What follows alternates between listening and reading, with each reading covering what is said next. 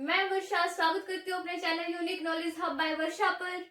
तो जैसे कि आप सब जानते हैं, ये चैनल हमारा ज्योग्राफी से रिलेटेड है और यहाँ पर हम एनसीईआरटी बेस्ड एक्सप्लेनेशन पढ़ रहे हैं क्लास 8 की।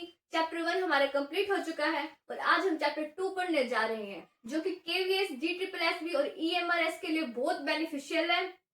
केवीएस हो, टीजीटी हो या पीजीटी हो, यहाँ से क्वेश्चन बनता ही बनता है एनसीईआरटी से। तो चलिए आज की क्लास हम शुरू करते हैं। आज की क्लास का चैप्टर रहेगा हमारा भूमि, जल, मिट्टी, प्राकृतिक वनस्पति और अन्य जीवित संसाधन। हम पढ़ेंगे ये किस प्रकार ये कारक हमारे लिए फायदेमंद है हमारी पृथ्वी के लिए। अगर इनमें से एक का भी संतुलन बिगड़ता है तो सारी की सारी चीजों का संतुलन किस प्रकार बिगड़ता है। आइए इनके बचाव के बारे में पढ़ें और उपाय के बारे में पढ़ते हैं। चलिए फ्रेंड्स, और हाँ, अगर आप चाहते हो मैं इसी तरीके से एनसीईआरटी की सारी सीरीज लेके आऊं तो मेरे चैनल को लाइक, कमेंट और सब्सक्राइब करना ना भूलें। भूमि क्या है? भूमि पृथ्वी की सतह का ठोस भाग है। जो हमारी भूमि है, क्रस्ट है, भूप्रपट्टी है, ये पृथ्वी की सतह है का कैसा भाग है? ठोस है। यह सीमित मात्रा में उपलब्ध है, यानी एक लिमिटेड मात्रा में ही उपलब्ध है। ये हर जगह ठोस नहीं है, कहीं पर पतली भी मिलेगी, कहीं पर दरदली भी मिलेगी। पृथ्वी की कुल सतह का केवल लगभग 30% भाग ही भूमि है। जो पृथ्वी की कुल सतह है, जो भूप्रपट्टी है, वो 30% भाग पर ही पर्याप्त है और शेष 70% जो बच गया वो किससे ढका हुआ है? जल से, पानी से, महासागरों से। लेकिन इस 30% भूमि का पूरा भाग मनुष्य के उपयोग योग्य नहीं है। ये जो 30% भाग है ये भी मनुष्य का उपयोग करने योग्य नहीं है। कैसे? कई क्षेत्र बर्फ से ढके हैं। अभी देखो, बर्फ से ढके होंगे तो वहां पर खेती करना बहुत मुश्किल है, इम्पॉसिबल है, खेती होगी ही नहीं। क्योंकि खेती भी क्या मांगती है? टेम्परेचर, क्लाइमेट, गर्म जलवायु भी मांगेगी और ठंडी जलवायु भी। और वो कैसे मांगेगी? उसकी डिमांड रहेगी कि एक लिमिट तक ही हो। अगर ठंडी हो तो 18-19 डिग्री सेल्सियस तक की रखे। अगर गर्मी की डिमांड करेगी तो 25-26-27 तक डिग्री की। ठीक है। अगर वो बर्फ से ढके रहेंगे तो भूमि उपयोग्य नहीं होगी। रेगिस्तान हो गए इलाके पर, अगर 30% भाग पर ही रेगिस्तान कवर करेंगे तो वहां पर वाटर की क्वालिटी नहीं होगी, पानी की उपलब्धता नहीं होगी, ये फैसिलिटी भी नहीं होगी। तो यहाँ भी भूमि क्या होगी? उपयोगी नहीं होगी। अगर ऊंचे पहाड़ी इलाके होंगे भूमि पर तो वहां पर ट्रैवलिंग नहीं कर पाएंगे लोग, खेती करने के लिए बार बार नहीं चढ़ेंगे, ज्यादा खेती पॉसिबल ही नहीं है। और ना ही वहां पर मिट्टी की क्वालिटी अच्छी मिलेगी, गुणवत्ता मिलेगी। तो वहां पे क्या होगा? मनुष्य उपयोग नहीं कर पाएगा भूमि का 30% भाग में से भी। फिर आता है भूमि का वितरण, यानी डिस्ट्रीब्यूशन ऑफ लैंड। हर देश की भूमि का वितरण समान नहीं है। जितने भी देश है सब देश एक दूसरे से भिन्न भिन्न है। ऐसे ही भूमि के लिए भी हर देश एक दूसरे से अलग है। हर देश की भूमि दूसरे देश से बिल्कुल अलग है। कहीं भूमि उपजाऊ है, कहीं पर भूमि कैसी है? अपने लैंड उपजाऊ है। उपजाऊ कैसे है? जो अपनी मिट्टी है, भूमि की गुणवत्ता है वो अच्छी क्वालिटी की है, उर्वरक शक्ति उसमें फुल है, 100% भरी पड़ी है, मिनरल्स भी। और कहीं पर कैसी है? समतल है, यानी सीधी है, बिल्कुल उपजाऊ भी है और सीधी भी है। एग्जाम्पल, भारत की गंगा घाटी। जो भारत की गंगा घाटी है वो कैसी है? उपजाऊ भूमि है और वहां पर फसल भी बहुत अच्छी ग्रो करती है। क्यों? क्योंकि उसकी मिट्टी कैसी, उस भूमि की उर्वरक शक्ति से भरी पड़ी है। अगर उर्वरक शक्ति भरी पड़ी होगी तो वहां पर खेती करने से बहुत लाभ मिलेगा। फिर आती है कहीं पर बंजर या पथरीली भूमि है। अब बंजर भूमि होगी, पथरीली होगी तो वहां पर खेती बिल्कुल भी नहीं होगी। बंजर भूमि कैसी रहेगी? बंजर भूमि होती है जहां पर भूमि अपनी उर्वरक शक्ति को खो बैठती है, या फिर उसको केमिकल्स के द्वारा क्या करते हैं? केमिकल्स डाल डाल के उस मिट्टी की शक्ति को खत्म कर दिया गया है, पथरीली हो गई है वो। तो वहां पर खेती नहीं की जाएगी, वो उपजाऊ शक्ति खो चुकी होगी। फॉर एग्जाम्पल, अफ्रीका या ऑस्ट्रेलिया के रेगिस्तान। अफ्रीका और ऑस्ट्रेलिया के रेगिस्तान कैसे हैं? बंजर है, पथरीले हैं, उर्वरक शक्ति खो बैठे हैं अपनी। फिर आते हैं भारत की भूमि का उपयोग लगभग किस प्रकार किया जाता है। जो हमारे भारत की भूमि है कितनी है? 100% में से 30% भूमि है। उस 30% का 100% किस लिए यूज किया जा रहा है, किस प्रकार किया जा रहा है। तो देखिए, खेती के लिए लगभग 51% भाग है, 51% भाग पर खेती की जा रही है। गेहूं, ज्वार, जौ, मक्का, इस सब की खेती की जा रही है भारत में 51% भाग पर। फिर आता है वनों के लिए, वन बनाए जा रहे हैं, वन पेड़ पौधे उगाए जा रहे हैं, उसके लिए 23% भूमि रखी गई है अलग से। चरागाह वह बंजर भूमि, जब पशु एक चीज, जब हमारे जो पशु है वो चराई करते हैं खेतों में, वो भूमि को बंजर बना देते हैं। कैसे? जैसे गाय भैंस जब भी खेतों में जाकर ज्वार जो भी फसल खाते हैं, तो इस तरीके से खाते हैं कि जो जमीन में गड़े हुए जो पौधे हैं उनको अपनी ओर खींच लेते हैं। जब वे खींचते हैं, जुआली करते हैं, तो क्या करेंगे, मिट्टी की उपजाऊ शक्ति को भी खींच लेते हैं। मिट्टी अपने क्या खो देती है, उर्वरक शक्ति खो देती है। तो जब पशु चरागाह करते हैं, चरते हैं, तो मिट्टी की फर्टिलिटी को भी, खाद को भी क्या कर देते हैं, खराब कर देते हैं। और जमीन कैसे बन जाती है, बंजर। तो बंजर भूमि है कितनी भारत में, 4%। फिर आते हैं आवास, अगला पॉइंट, जहां मनुष्य रहता है, सड़कें बनाता है, सड़कें हैं, है ना भाई, ट्रांसपोर्ट, पुल भी बने हुए अब तो अच्छे अच्छे, उद्योग, इंडस्ट्री आदि, ये सब, रेलवे गाड़ी, बस, एयरपोर्ट, ये सारे जितने भी है खेती पर है, ये भारत में 22% भाग पर फैले हुए हैं। 22% भाग घिरा हुआ है। इस प्रकार भारत में भूमि का उपयोग किया जा रहा है, खेती के लिए भी, वनों के लिए भी, चरागाह के लिए भी, आवास, सड़कें और अन्य कार्यों के लिए। ठीक है, अगला पॉइंट, भूमि उपयोग को प्रभावित करने वाले कारक। जो भूमि है उसको उपयोग के लिए सबसे ज्यादा प्रभावित कौन से कारक करते हैं, 2 कारक करते हैं, भौतिक कारक और मानवीय कारक। भौतिक कारक कैसे करते हैं, देखो, ऊंचाई, ढाल, मिट्टी की गुणवत्ता, जलवायु, जल की उपलब्धता। जो भौतिक कारक जब ऊंचाई पर होंगे और वहां पर ढाल वाले होंगे, देखो इस तरीके से ऊंचाई पर है और कैसे है, ढाल है इधर, ढालनुमा। मिट्टी की गुणवत्ता वहां पर कैसे होगी, मिट्टी की गुणवत्ता अच्छी होगी। अगर ढाल वाली खेती, ढाल वाली जगह पर खेती की जाएगी, सीढ़ी नुमा खेती, ट्रेस खेती, तो वहां पर बारिश होगी। अगर बारिश का पानी भी कैसा होगा, नीचे आ जाएगा, एक जगह रुका नहीं रहेगा। अगर बारिश का पानी रुक जाता है तब भी मिट्टी अपनी उर्वरक शक्ति खो देती है या बहकर बाहर चली जाती है। लेकिन ढाल वाले एरिया पे क्या होगा, टेरेसिंग खेती में नीचे बह जाएगा जल, यहाँ पर पानी स्टोर ही नहीं होगा, तो मिट्टी भी जमी रहेगी। जलवायु भी अच्छी रहेगी, पहाड़ों पे जलवायु अच्छी रहेगी तो हमारी फसल भी अच्छी रहेगी, जल की उपलब्धता भी बनी रहेगी। तो ये चीजें क्या है, भूमि उपयोग को आकर्षित करती है अपनी ओर कि यहाँ पर खेती करो, यहाँ पर अपना कुछ भी इंडस्ट्री लगाओ, उद्योग लगाओ।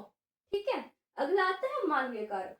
मानवीय कारक क्या है, जनसंख्या घनत्व। जनसंख्या कहाँ रहना पसंद करेगी, जहां पर टेक्निकल सुविधाएं ज्यादा हो, तकनीकी ज्यादा हो, जहां पर नेटवर्क ज्यादा हो, जहां पर संस्कृति और अर्थव्यवस्था हो।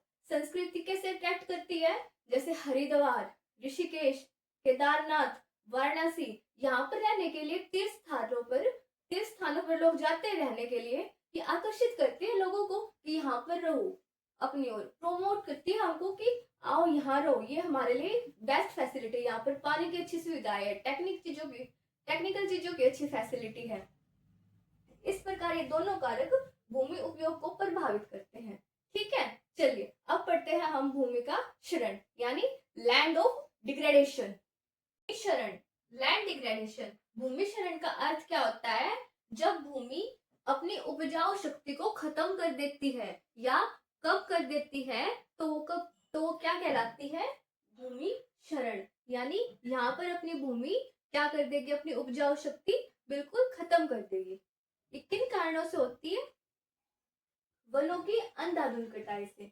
वनों की अंधाधुंध कटाई से किस प्रकार, जो वन होते हैं, जो पेड़ है, वो मिट्टी की जड़ों को पकड़ कर रखे रखते हैं, और जब पेड़ काटते हैं तो जो मिट्टी की जड़ है वो उड़ जाती है और बह जाती है। इस प्रकार वनों की कटाई से भूमि का क्या हो जाता है, क्षरण हो जाता है, यानी उपजाऊ शक्ति कम हो जाती है। देखिए अगला पॉइंट, अत्यधिक कटाई, अत्यधिक खेती। जब एक ही भूमि पर, एक ही लैंड पर एक प्रकार की खेती या लगातार कोई भी किसी भी प्रकार की फसल बार बार उगाई जाती है तो तब भी भूमि क्या करती है, अपनी उर्वरक शक्ति खो बैठती है।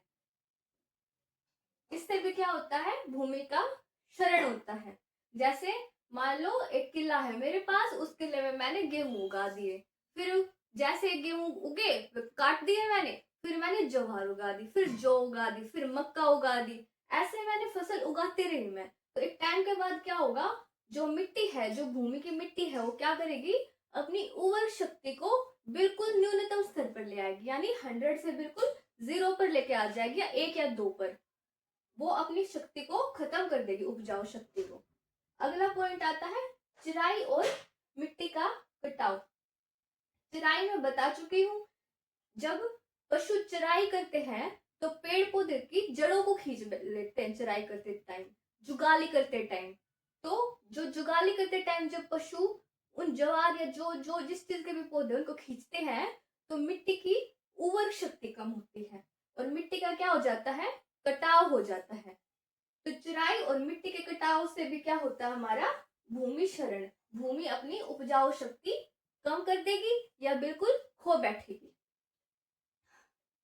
इसके बाद आते हैं रासायनिक खाद व कीटनाशकों का अधिक प्रयोग।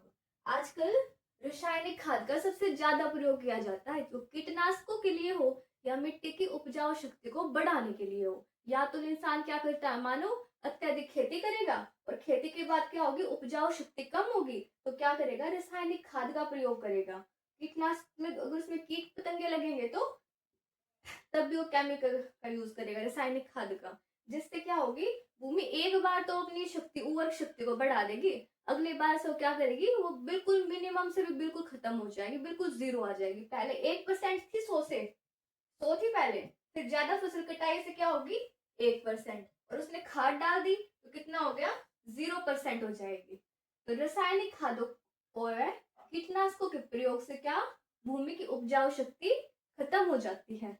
इसकी जगह क्या यूज करना चाहिए, जो गोबर होता है, गाय का गोबर, भैंस का गोबर, जो अपनी देसी खाद होती है, जो खेतों के लिए अच्छी मानी जाती है, उस खाद का प्रयोग करके हम भूमि क्षरण को बचा सकते हैं।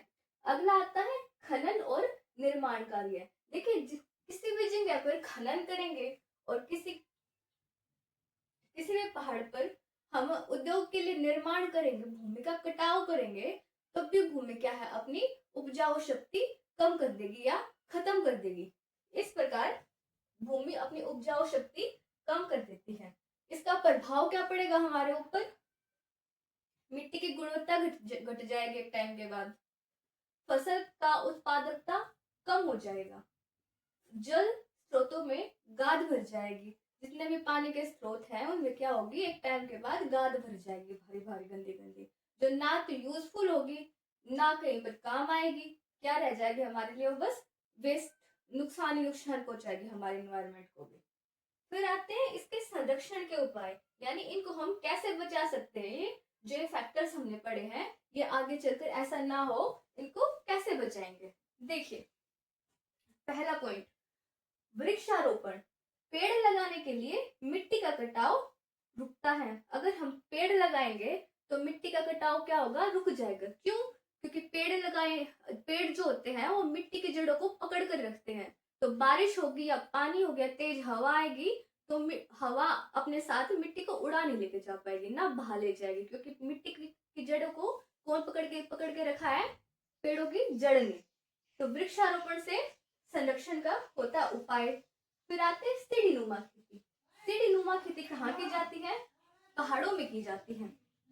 टेरेसिंग खेती, ये पहाड़ी क्षेत्रों में जल बहाव को नियंत्रित करती है। अब देखिए सीढ़ीनुमा क्षेत्र पहाड़ों पे कुछ इस प्रकार होती है, यहाँ देखो सीढ़ी ऐसे, हमारी सीढ़ी ऐसे होती है ना, ऐसे सीढ़ी है, एक यहाँ वो कुछ पौधे यहाँ, कुछ पौधे यहाँ, कुछ यहाँ। अब जैसे बारिश आएगी वो एक जगह पर इकट्ठा नहीं होगी, मतलब बारिश का पानी स्टोर तो होगा लेकिन इतना एक जगह पर नहीं होगा कि पौधे की जो जड़ है वो गल जाए, इतना नहीं हो पाएगा। स्टोर भी होगा, रुक भी जाएगा और पौधों को पानी भी पूरा मिलेगा। यहाँ से बहता बहता थोड़ा यहाँ रुकेगा इस सरफेस पे, फिर थोड़ा इस सरफेस पे, फिर थोड़ा इस सरफेस पे, फिर इस सरफेस पे, फिर इस सरफेस पे, पानी भी रुकेगा सारा और अच्छे से प्रयोग भी होगा।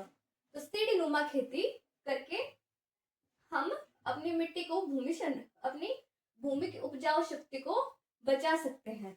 ये ज्यादातर हिमाचल प्रदेश और उत्तराखंड में की जाती है। फिर आता है कंटूर जुताई। कंटूर जुताई कैसे की जाती है? ढाल के समानांतर जुताई करने से जल का प्रवाह कम होता है। देखिए इस तरीके से ढाल पर एक समान ऐसे बिना सीढ़ी के एक साथ यूं फसल उगाएंगे तो क्या होगा, जो पानी का भाव है वो मिट्टी पर कम रुकेगा। डायरेक्ट बारिश होगी, इससे सीधा नीचे गिरेगा, जिससे ना तो पौधे नीचे गिरेंगे, हमारे पेड़ पौधे, और मिट्टी की उर्वरक शक्ति भी बनी रहेगी। तो इस प्रकार कंटूर जुताई भी भूमि की उपजाऊ शक्ति को लौटाने में मदद करती है। अगला पॉइंट, जैविक खाद का प्रयोग करें। भूमि की उर्वरकता बनाए रखता है कौन? जैविक खाद।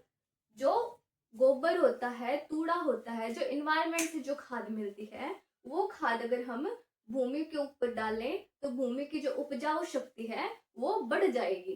अगर इसकी जगह केमिकल खाद यूज करेंगे, हम रासायनिक तत्व यूज करेंगे तो भूमि क्षरण होता है। और वही हम नेचुरल चीजों को, प्राकृतिक चीजों का प्रयोग करेंगे तो उर्वरक शक्ति बढ़ेगी। तो ये थे कुछ संरक्षण के उपाय जिससे भूमि की उपजाऊ शक्ति बढ़ेगी। तो हमने भूमि का टॉपिक पढ़ लिया। अब अगला टॉपिक हम पढ़ते हैं इसी से का पार्ट, मिट्टी।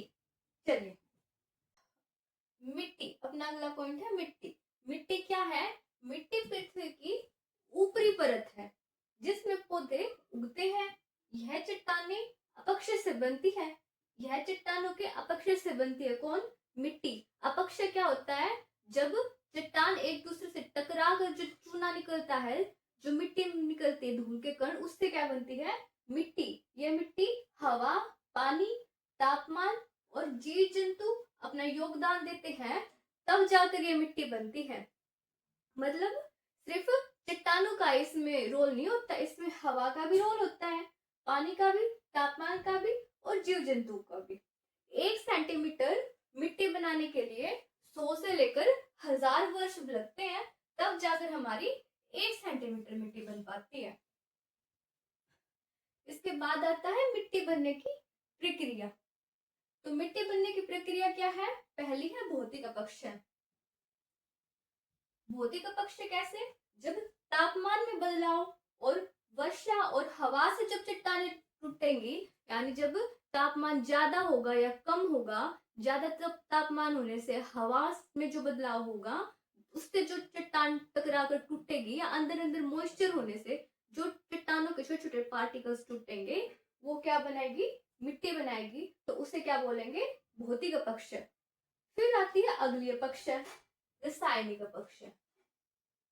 देखिए, पानी में घुले खनिजों से चट्टानों की संरचना बदलती है।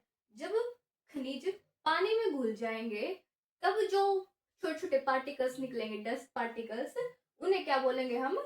रासायनिक अपक्षय। जब पानी में घुलने से मिट्टी का निर्माण होगा तो उसे क्या बोलेंगे? रासायनिक अपक्षय। इसके बाद आते हैं जैविक अपक्षय। जैविक अपक्षय यानी जीवित अपक्षय।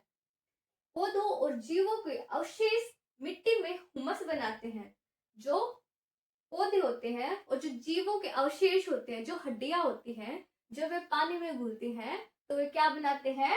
हुमस बनाते हैं। और उस हुमस से उर्वरता बढ़ती है, यानी मिट्टी की उर्वरता बढ़ती है, पोषण बढ़ता है, पोषण तत्व, तब ये मिट्टी बनती है। तो क्या बोलते हैं उसको? जैविक अपक्षय। तो ये थी हमारी मिट्टी बनाने की प्रक्रिया। मिट्टी होती है हमारे खत्म मिट्टी बनने की प्रक्रिया। फिर पूछे जाते हैं मिट्टी के प्रमुख प्रकार भारत में कितने हैं, मिट्टी कितने टाइप्स की होती है। तो देखिए, पहली मिट्टी होती है हमारी जलोढ़ मिट्टी, पहले नंबर पर जो आती है। जलोढ़ मिट्टी कैसे मिलती है हमें? नदियों और तालाबों द्वारा लाई गई मिट्टी होती है। जो नदियों में बहकर जो मिट्टी आती है, गंगा नदी, ब्रह्मपुत्र नदी, नदियों में जो बहकर आती है, वो कैसी मिट्टी होती है? वो हमारी जलोढ़ मिट्टी होती है। इसकी दूसरी विशेषता क्या है? ये उपजाऊ मिट्टी होती है। इसमें कोई भी फसल उगा सकते हैं, वे उगेगी। इस मिट्टी में उपजाऊ शक्ति, उर्वरक क्षमता जो होती है मिट्टी की, वो कैसी होती है? अपनी चरम सीमा यहाँ पर रुकूंगी। गंगा, ब्रह्मपुत्र और सतलुज घाटी में ये पाई जाती है। मुख्यतः कहाँ पाई जाती है? गंगा, ब्रह्मपुत्र और सतलुज घाटी में।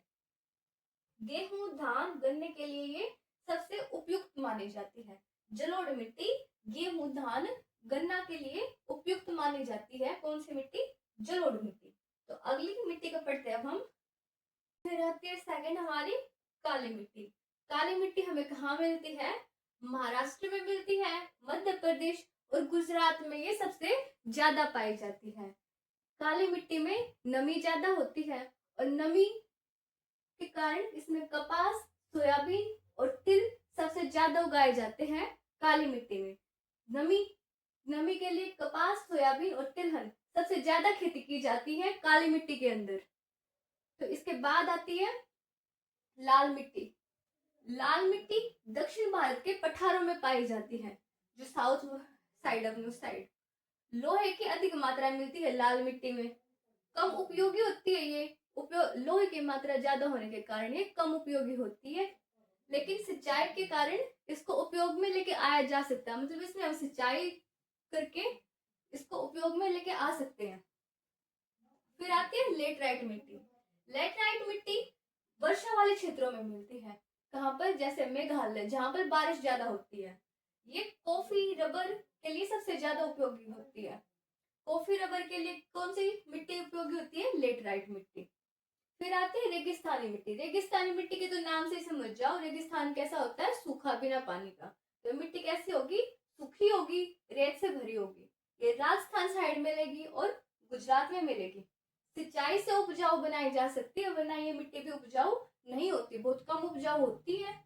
ये सिंचाई करके हम अपने यूज में लेके आ सकते हैं इसको। तो ये हमारे मिट्टी के प्रकार हो गए इधर खत्म, भारत में जो मिट्टी पाई जाती है। इसके बाद आते हैं इस मिट्टी का संरक्षण किस प्रकार कर सकते हैं, बचाव किस प्रकार कर सकते हैं। वृक्षारोपण करके, सीढ़ी नुमा खेती करके, नदी किनारे घास लगाकर ताकि मिट्टी का अपरदन ना हो, जैविक खाद का प्रयोग यानी गोबर का उपयोग करके, बंजर भूमि पर हरियाली लाना यानी बंजर भूमि पर हम पेड़ पौधे लगाकर हरियाली लेके आ सकते हैं, उनकी कटाई को रोककर। ठीक है, हमारा भूमि का मिट्टी का टॉपिक यहाँ पर कंप्लीट हो गया। अब बारी आती है हमारे जल की। चलिए अब जल को देखते हैं। जल ही जीवन है, यह कहावत बिल्कुल सही है। जल के बिना मनुष्य, पशु या पौधे जीवित ही नहीं है, जीवन संभव ही नहीं है। पृथ्वी पर जल का वितरण किस प्रकार है? हमारी पृथ्वी पर जल 97% है, जो कि खारा है, समुद्री है। खारा पानी पीने योग्य नहीं होता है। 3% जो पानी है वो पीने योग्य है, उसमें से भी अधिकांश भाग पर क्या है? बर्फ है, ग्लेशियर है, ये है। ठीक है, और उस बर्फ और ग्लेशियर में से 1% पानी जो बचता है वो बचता है अपना पीने योग्य पानी। ठीक है, इस प्रकार हमारा ये था पानी का वितरण। अब हम पढ़ते हैं जल की समस्याएं क्या क्या आती है। जनसंख्या वृद्धि और औद्योगिकरण। अब जनसंख्या बढ़ेगी और औद्योगिकरण ज्यादा होगा तो जो पानी हो गया वो कम पड़ेगा। पानी हो गया 1%, जनसंख्या होगी बहुत सारी, किस किस को पानी मिलेगा। फिर आता है भूजल का अत्यधिक दोहन। जो हमारा ग्राउंड वाटर है इसका अत्यधिक दोहन होगा। क्यों? क्योंकि जनसंख्या में क्या हो रही है? वृद्धि। फिर आता है नदियों का प्रदूषण। अब जितने भी कारखाने हैं, सीवेज है, वे सारे क्या करते हैं? अपना जो गंदा पानी है वो नदियों में बहाते हैं, तो जिससे क्या होती है? हमारी नदी प्रदूषित होती है और जल में समस्याएं आती है। अपना पानी 1% जो पानी है वो भी क्या हो जाता है? खराब हो जाता है। जलाशयों में गाद भर जाती है। जितने भी तालाब, नदी क्या हो जाएगी? उसमें गाद, गंदगी भर जाएगी। तो इसके कुछ आते हैं फिर संरक्षण, हम इसको कैसे बचा सकते हैं। देखिए, जो वर्षा का जल है उसको स्टोर करके, तालाबों और झीलों की सफाई करके। जो तालाब, झीलों में जितनी भी गंदगी है उसको एक साथ तो हम साफ कर नहीं सकते, लेकिन हम इतना तो कर सकते हैं ना कि कुछ कैन वगैरह उसमें ना फेंके, या उस पर बोर्ड लगा दो उसके साइड में, या कचरा फैलाना मना है। इस तरीके से जल का पुनः उपयोग, जल को रिसाइकल यूज कर सकते हैं। जैसे पोछा लगाते हैं, पोछा लगाते टाइम जो पानी बचता है उसको हम पौधों में यूज कर सकते हैं, किसी और काम में यूज कर सकते हैं। यानी डायरेक्ट उसको फेंको मत, उसका रिसाइकिल करके उसको यूज करो। फिर आता है नदियों में गंदे जल के का प्रवाह रोकना। जो नदियों में गंदा पानी फेंका जा रहा है, स्पीडली उसको रोके, और इस तरीके से हम जल संरक्षण के उपाय कर सकते हैं। ठीक है, तो ये हमारा जल टॉपिक यहाँ पर खत्म होता है। अगला पढ़ते हैं हम प्राकृतिक वनस्पति। प्राकृतिक वनस्पति ये वो पौधे होते हैं जो मनुष्य की सहायता के बिना ही उगते हैं अपने आप स्वाभाविक रूप से। इनका प्रकार जलवायु, मिट्टी और ऊंचाइयों पर निर्भर करता है। यानी ये कितने बड़े होंगे, कितने चौड़े होंगे, कहाँ कहाँ तक फैलेंगे, ये किस पर डिपेंड करता है? जलवायु पर, मिट्टी पर और ऊंचाई पर। ये 5 प्रकार के होते हैं। देखिए अपने प्रकारों को देखते हैं, कितने प्रकार के होते हैं? 5 प्रकार। अगर वीडियो अच्छी लग रही है, यहाँ तक आए हो, तो वीडियो को लाइक, कमेंट और सब्सक्राइब जरूर करना, ताकि मैं चैप्टर 3 भी लेके आऊं फिर। देखिए उष्णकटिबंधीय वर्षावन, ये कैसे होते हैं? Tropical rain forest. ये वर्ष जहां बारिश 200 सेंटीमीटर से अधिक होगी, वो क्षेत्र क्या कहलाएगा? उष्णकटिबंधीय वर्षावन। ये घने होंगे और ऊंचे ऊंचे पेड़ मिलेंगे इधर। सागौन, महोगनी, रोजवुड जैसे ये पेड़ उष्णकटिबंधीय क्षेत्र में पाए जाते हैं। अंडमान निकोबार और पश्चिमी घाट में सबसे ज्यादा पाए जाते हैं उष्णकटिबंधीय वर्षावन, यानी अपने ट्रॉपिकल रेन फॉरेस्ट। 200 सेंटीमीटर से अधिक वर्षा वाले होंगे, घने होंगे, ऊंचाई वाले होंगे। सागौन, महोगनी, रोजवुड यहाँ की प्रमुख फसलें होंगी, पेड़ पौधे होंगे। अंडमान निकोबार और पश्चिम घाट पर ये पाए जाएंगे। फिर आते हैं पर्णपाती वन। पर्णपाती वन जो है, ये कितने तक की वर्षा वाले होंगे? ये 100 से 200 सेंटीमीटर वाले वर्षा के बीच होंगे। ये सूखे होंगे, मौसम में पत्ते झड़ेंगे। सूखे मौसम में क्या रहेंगे? इनके पत्ते झड़ जाएंगे सूखकर। साल, शीशम, सागौन पर्णपाती वन की पहचान है। जहां पर साल, शीशम, सागौन ये तीनों फसल मिले, तीनों प्रकार के वन पाए, वो कौन से वन होंगे? पर्णपाती वन। फिर आता है कांटेदार वन। कांटेदार वन कहाँ मिलेंगे? जहां ड्राई एरिया होगा, बारिश ना होगी। कैसा इलाका होगा? शुष्क होगा। शुष्क क्षेत्र होंगे। बबूल, खेजड़ी और कैक्टस। खेजड़ी क्या है? एक पेड़ का नाम है खेजड़ी, ये रेगिस्तान में पाया जाता है। बबूल, खेजड़ी और कैक्टस कैसे वन है? कांटेदार वन। फिर आते हैं पर्वतीय वन, जो पर्वतों पर पाए जाते हैं। ऊंचाई के साथ साथ प्रकार भी बदलेगा, यानी जितनी ऊंचाई पर पेड़ होते जाएंगे, वो उनकी किस पर डिपेंड करेगा कि वो फैलेंगे? जलवायु, मिट्टी और ऊंचाई पर। निचले भाग में साल के पेड़ लगे होंगे पर्वतीय इलाकों में, और ऊंचे भागों पर चीड़ और देवदार के पेड़। निचले में कौन से? साल के, और ऊपर वाले में चीड़ के और देवदार। इसके बाद आते हैं मरुस्थलीय वनस्पति। मरुस्थलीय वनस्पति कैसी होती है? बहुत ही सूखे इलाकों में पाई जाएगी मरुस्थलीय वनस्पति। ये झाड़ियां मिलेंगी, इधर घास मिलेंगी, यानी बड़ी बड़ी झाड़ियां मिलेंगी, घासें मिलेंगी, लंबी लंबी आवारा घासें। ठीक है, तो ये थे प्रकार प्राकृतिक वनस्पति के। उष्णकटिबंधीय वर्षा वन, पर्णपाती वन, कांटेदार वन, पर्वतीय वन और मरुस्थलीय वनस्पति। आई होप 5 प्रकार अच्छे से आए होंगे। अब बात करते हैं इनके संरक्षण की, कि इनको हम किस प्रकार बचा सकते हैं।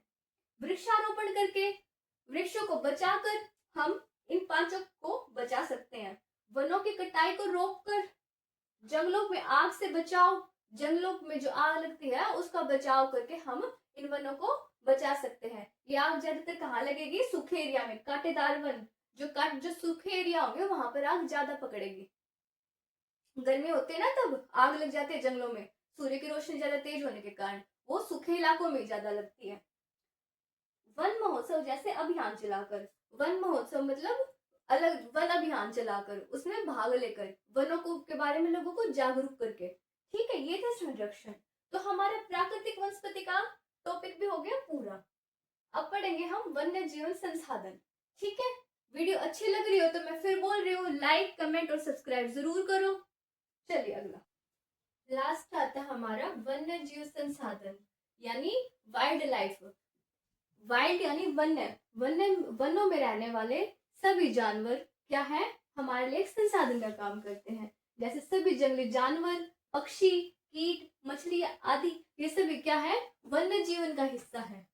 वे पारिस्थितिक संतुलन बनाए रखने में महत्वपूर्ण भूमिका निभाते हैं, यानी अपनी पृथ्वी पर एक बैलेंस बनाने में महत्व रखते हैं। जैसे पर्यावरण पर संतुलन बनाए रखते हैं। अगर वे प्रेजेंस है तो पर्यावरण पर क्या रखेंगे, बैलेंस मेंटेन रखेंगे। औषधियों का स्रोत है, क्या है, दवाइयां बनती है इनसे, जैसे जामुन के पेड़ से बनती है, एलोवेरा से बनती है, जंगली पेड़ पौधे होते हैं उनसे क्या बनती है, दवाइयां बनती है। पर्यटन और संस्कृति का महत्व है, यानी पर्यटन घूमने फिरने का और अपने कल्चर को बढ़ावा देने का एक अच्छा सोर्स है। ठीक है, ये थे इसके महत्व। फिर बात करते हैं इसके खतरे की। जो शिकार और अवैध व्यापार है, शिकार बोले तो जैसे कि जानवर हुए, शेर हुए, सॉरी, शेर हुआ, शेर की खाल हुई, हाथी का दांत हुआ, चमड़ी हुई, बेचने के पर्पज से मगरमच्छ की खाल हुई, पर्स बनाने के लिए, लेडीज के लिए सैंडल बनाने के लिए, जैकेट बनाने के लिए, जो क्या किया जाता है, शिकार किया जाता है इनका, इन सब चीजों का क्या किया जाता है, फिर व्यापार यानी इलीगल तरीके से व्यापार किया जाता है। इन जनजातियों को खतरा भी है ह्यूमन से। वनों की कटाई की जाती है ताकि अच्छे फर्नीचर बना सकें। ठीक है, प्रदूषण और आवास का नष्ट होना, इससे क्या हो रहा है, प्रदूषण बिल्कुल क्या हो रहा है, गंदा हो रहा है, बहुत बुरे तरीके से हो रहा है अपने नेचर में, और आवास क्या हो रहा है, बिल्कुल नष्ट हो रहा है जीव जंतुओं का।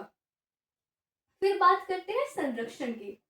इनके संरक्षण से जैसे राष्ट्रीय उद्यान, नेशनल पार्क है जो कि जिम कॉर्बेट जो कि यूके में है, इसका संरक्षण करना चाहिए। वन्य जीव अभ्यारण्य, वाइल्ड लाइफ सैंक्चुअरी केवलादेव में है, राजस्थान में है। बायोस्फीयर रिजर्व, ये कहाँ पर है, नीलगिरी और सुंदरवन में है। सरकारी योजनाएं होती है कुछ, उनका सपोर्ट करना चाहिए। प्रोजेक्ट टाइगर, प्रोजेक्ट एलिफेंट, ठीक है, ये थे इसके संरक्षण। इसी के साथ ये क्लास हमारी यहाँ कंप्लीट हुई। तो फ्रेंड्स, मिलते हैं अगले क्लास में, अगले चैप्टर में। अगर आप चाहते हो अगला चैप्टर लेके आऊं तो जाने से पहले चैनल को लाइक जरूर करें और शेयर भी करें और सब्सक्राइब भी करें। Thank you.